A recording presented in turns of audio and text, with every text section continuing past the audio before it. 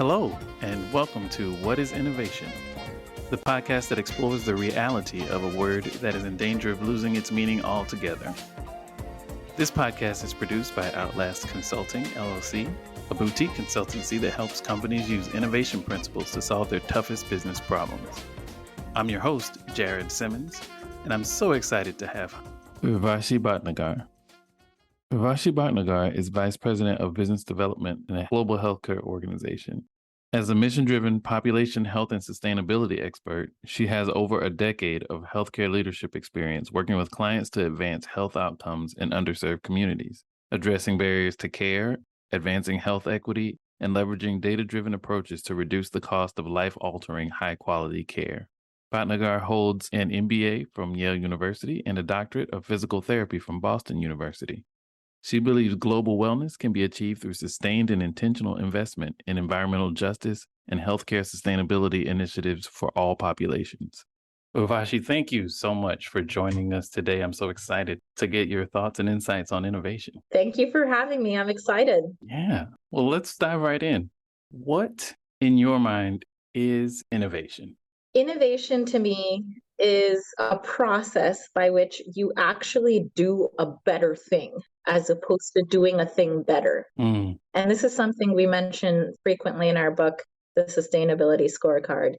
But if we are to actually think about what will break the mold, what is fundamentally different from our current state or what we're doing today, very often you're going to have to go back to the why. You're going to have to ask the right questions to get the right answer. I believe there is a professor at MIT. His name is Hal Gregerson, an incredible thought leader, innovation consultant, you name it. And he talks often about going back to your why and asking the right questions. And I completely agree.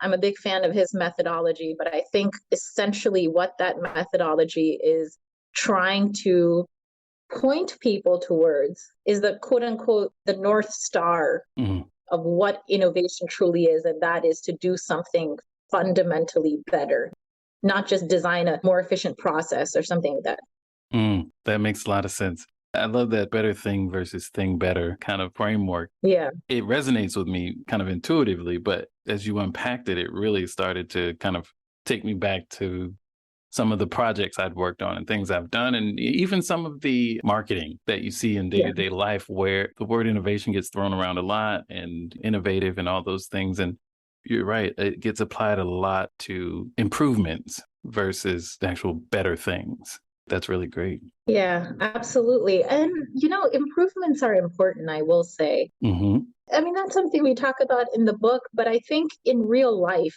improvements are important. Yes. But when I work with leaders, I always tell them that improvements are great, but what are we working towards? Are we working towards something that's fundamentally a better thing? Right. Is this improvement going to ultimately take us there? Because if we're going to reframe this improvement as a change management phase that is taking us in a new direction, then I'd say, yes, this is completely worth it. But if we don't have a North Star and we're just calling it innovation, but it's really improvement, then I would say, let's reevaluate where our dollars are going. That's a great point, because improvement does have its place and its value, but it can almost become counterproductive when it gets substituted for true innovation. Right. If you're trying to make an improvement, call it that, treat it that way, approach it from that point of view. Right. But if you dress an improvement up in innovation clothing, so to speak, I would imagine you might lose the motivation and definitely the outcomes of truly innovative work. Yeah, you're absolutely right. And I think that is probably at the heart of what employees really hear and what the people that are innovating, that's what they hear. People are very quick to recognize what is an improvement and what is truly innovation. And when you have extremely talented individuals, when you hire the best and the brightest, for example, you want to retain them and continue to benefit from their brilliance by showing them we have a North Star, help us go there, direct us. So yeah, I would say true innovation or improvements that move towards true innovation are extremely valuable from a talent perspective or an ROI perspective. consumer perspective. Right, right. I'm so glad you incorporated the talent point of view on that, because I feel like sometimes leaders forget how smart the people that work for them are. Yeah. And sometimes not in a patronizing sort of way, but it's really hard as a leader. It's really hard to push the innovation agenda and keep it innovative all the time. Right. Because leaders are being pushed by executives who have already promised something 90 days from now to these analysts. Yeah. And so they have expectations to meet. Yeah. And innovation doesn't care about your your 90-day window that you've been given by Wall Street. It comes at its own pace. Absolutely. And so there's probably a lot of pressure to substitute an improvement for true innovation. I agree. And I would say to those leaders, I would say, to quote some of Jeff Sonnenfeld's work, the Yale Chief Executive Leadership Institute, he often asks the question, are CEOs heroes? I would say they're doing something heroic. It's a true challenge that most of the population doesn't have to answer or face on a daily basis or even on a quarterly basis. Right. So truly, this is a very hard problem to work on, and this is why they are there. And then the second is that, yes, so then it becomes extremely important to have those improvements define an overall course towards a new direction, as opposed to doing one big leapfrog. And if you can do a big leapfrog innovation all at once and come out with it, that's awesome. Right. Yeah. There's nothing better than that. But interestingly, someone at GreenBiz pointed out to me the other day that we had written in the book, and I must admit, I forgot that Paul and I wrote this, but I want to highlight it here, that actually embedded systems are not as embedded as we think. For example, if you compare 1990 to 2000, 2000 to 2010, it's when you step back that you can really appreciate those big jumps and how the world has changed and how all of these leapfrog innovations combined with improvements that are going somewhere have really created a fundamental shift, not only in our economics, but how we live our daily lives. And so if a CEO is being visionary or the C-level leadership is being visionary, then their 10-year plan, they hopefully have a 10-year plan where they are being very strategic about their innovation budget. Interesting. A 10-year plan. Yeah. And so that gives you a horizon for true innovation versus. Right. Yeah. And I think that's so critical to have that broader view, because it will allow you to think more in that true innovation mindset versus the improvement mindset. Yeah, absolutely. That's a great point. I also really appreciate sort of calling out the heroism of the C-suite in the context of decision-making and driving processes and embedding those processes, because it's really one thing to know what needs to happen, what needs to be done. Yeah. And it's another thing entirely to commit resources, time, reputation, energy to kind of making it happen. And it's very easy because most of us are not CEOs, right? And most of us have to live with the fallout from decisions. And it's really easy to villainize people who are making tough decisions with limited information and a lot of pressure. Right. So I really appreciate you kind of highlighting that it's a tough gig. Yeah, absolutely. Yeah. So we've talked about what innovation is, and I love that. I love your definition there. What isn't innovation? I would say innovation is not a process improvement. That is just an absolute process. So if it's a process improvement that is taking us towards our North Star, towards some leapfrog innovation, I would say you're approaching your innovation in a phased manner. Right. And you have a roadmap and things like that. But if we are just producing more widgets per hour or doing something a little differently, if we are dropping in improvements in marketing, another AI model, I mean, the market is littered with examples of what we can call improvements, whether they're process or product or, technological. Right. Yeah. Exactly. Yeah. But essentially a better mousetrap is not innovation. And I think there is a gray area in that. It's always easy for us to say, well, the iPhone versus the old school, handheld phone is a real innovation. And certainly, yes, it is. It's an absolute innovation. But if you compare between models, that's not innovation. Right. Going from iPhone 13 to the next one is not innovation. That's an improvement. And so there can be gray areas there depending on what you're looking at that I would say you're improving, but you're not fundamentally innovating on an existing problem statement. That's so great. You have such a clear distinction between innovation and improvement, and it's really helpful. And so innovation is a more consumer-friendly word, right? Decades ago, when I was young, a long, long time ago, everything said new and improved, right? Right. Now improved. Improvement was a good thing. It was a sellable thing. Yeah. But somewhere in the early 2000s, that word wasn't good enough and everything was innovative. We've got this new innovative approach to doing this thing. And as you're talking about, process improvements in and of themselves not being innovation, and they have to be in service of something bigger, is what I'm taking from what you're saying. I wonder if there's some motivation from the consumer, being the audience, the listener, for people to kind of get that wrong. Do you think that plays into it? Absolutely. I think you can broadly say this, but also I think in some industries, there's more of a consumer pressure and a demand actually for the next it thing. If you think about cosmetics, for example, or baby food, there's so many areas in our product space, if you will, that the next it thing becomes extremely important. And so we're there, I think, probably in the retail, fast-moving consumer goods space, we're looking for that next thing. Right. And the pressure on firms is immense. But in some others, I'll say, for example, Yale New Haven and a couple other hospitals that we talk about in the book are doing some very innovative work. For example, in the space of green anesthesia, I've never heard anyone, unless you're extremely informed, and I hope that all consumers are as strong advocates for their own care. Sure. But it's not commonplace to hear consumers ask for a green alternative for the anesthesia that will be used in their surgical procedure, right? No one's no one's going to go to the doctor and say, by the way, what are we using? Right.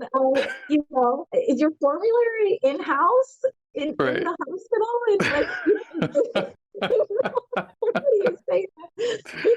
Oh, wow. Yeah. So you don't have a consumer demand in these areas. Zero consumer demand there, I would imagine. Exactly. Wow. And I would say in those areas, the demand is more from the finance side or from the operations side. Sure. Or even, I would say, the patient outcomes, clinical quality kind of thing. And I'm giving healthcare examples because that's my world. Sure. There are so many examples of where innovation is born off of demand, but that could be, it's probably like when you talk about the clinical quality world, it's no consumer demand. It's patients demanding better care, less side effects, no side effects if you can, so it's masked. But as a clinical quality issue, but it's actually patients saying, I want better care and I want better outcomes. Sure. And how can you make this happen? Right. But I think that in some industries that are perhaps not as direct to consumer facing, that demand can come either from their financial statement side or their operations side or things like that, outcomes, quality kind of thing. And being able to balance those, because it's really less consumer, more stakeholder, right? Right. Because the different stakeholders have different definitions of value. And I feel like personally, value is kind of at the core of innovation. And if you define value in different ways, you'll get different lenses on the problem. Right. And so, me, as I'm preparing for my appendectomy or whatever, I'm not asking, I'm not asking the questions about the green anesthesia, but someone in that value chain should have a lens that would prompt them to ask that question. Absolutely. Sometimes it's all of the right stakeholders that are facing the same pressure, be it margins in combination with operations, in combination with some kind of poor outcome that is sort of motivating people to come together to truly innovate a process, do it fundamentally differently, or develop a roadmap to fundamentally doing it differently. Well said. Oh, that's such an important point or concept to kind of ponder. I'll be thinking about that one for a while. So I love your definition of that. You've alluded to some of the things you've done in the conversation and things. How has innovation sort of shaped your career, your experience? Yeah, absolutely. So my current expertise, or sort of the area in which I work professionally, is at the intersection, I'd say, of analytics and healthcare. Mm. And it's really motivating and encouraging to see how sustainability is reshaping our world in this area by creating a lot of data-driven approaches. So it is sustainability, but we're just not calling it that, right? Mm-hmm. And actually, consumers or patients don't even know that we're doing something like this. I'll give you an example. When we think about patient care in the insurance world, the goal is always to reduce the total cost of care, to reduce the burden on the patient, to reduce the burden on healthcare systems. And with all the data that we have today in our world, we really think about, and I'm a consultant, but I will say that when I go into these organizations and I look at the world of data that they're swimming in, Sure. it's really important for us to develop a really, really robust 360-degree view of this patient. What do we know about them from a care standpoint? And that's still relatively easy to get, but what can we know about them from a consumer standpoint? Like, where do they live? Are they exposed to any like groundwater toxicity? Sure. Are they experiencing homelessness? Are there any health equity issues here? Are there any supply chain issues in their area? And when you really create a very robust patient view, it really helps in working together with health systems to not only upfront the programs that are really going to help keep patients out of the hospital, but it reduces the overall cost of care. It helps in access, helps in the consumer experience, or the patient experience, I should say. Right. So yes, healthcare is broken. There's a lot of work to be done. When I started in healthcare, I was a physical therapist and I'd done some public health work in India as well as in the US. My world, because of analytics, has drastically changed. And I would use the word innovation. Yeah. Yeah. Because we're able to upfront preventative care to patients, which was actually a statement people wouldn't believe before. If you speak to physicians or providers from, I'd say, even 30 years ago, 40 years ago, they would say, well, preventative care doesn't make money. And I really try to advise patients and spend more time with them, but like, it's not something I can bill for. Right. You know, and there's a lot of stuff that's taking place that I would truly categorize as innovation. Oh, that's such a hopeful tone to strike in this industry. So thank you for that. Yeah, absolutely. You're right. There's a lot of negativity and a lot of challenges in that space, but it's important to keep in mind where we've come from and what kind of arc we're on as a generational basis. Right, right. And going back to that same point about, because we have shorter timelines, we view our roles in firms or at certain places as a 3 or 5 year tenure, depending on what you're thinking. You're not always zooming out and saying, oh my God, in 10 years, this will either be fundamentally different or I can make it fundamentally different, or it's already fundamentally different from what it was 10 years ago. Right, right. Such an important view to step back and take from time to time. This has been, like I said, a very educational conversation and also inspirational conversation. And I really don't spend much time in healthcare. So it's also been very, very good to hear that lens and kind of the way things are being thought about in that space. Before I let you go, I'd love to just find out if you have any advice for innovators and people in the innovation space or, innovative thinkers. Absolutely.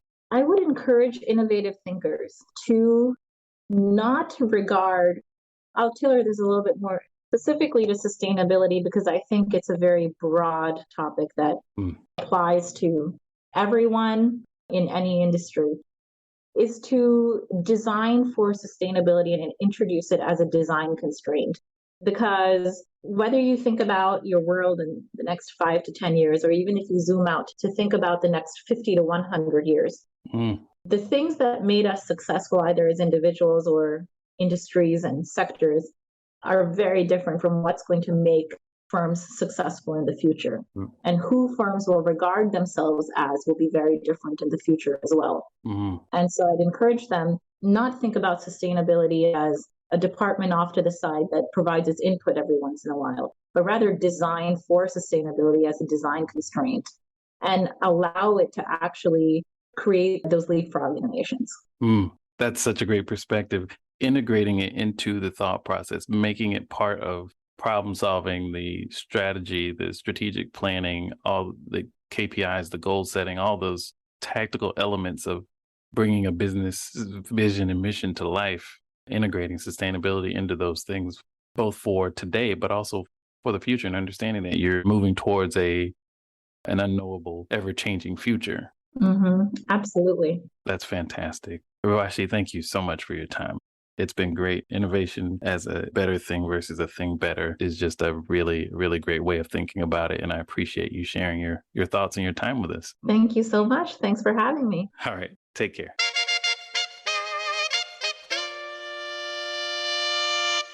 We'd love to hear your thoughts about this week's show. You can drop us a line on Twitter at Outlast LLC, OUTLAST LLC, or follow us on LinkedIn where we're Outlast Consulting. Until next time, keep innovating, whatever that means.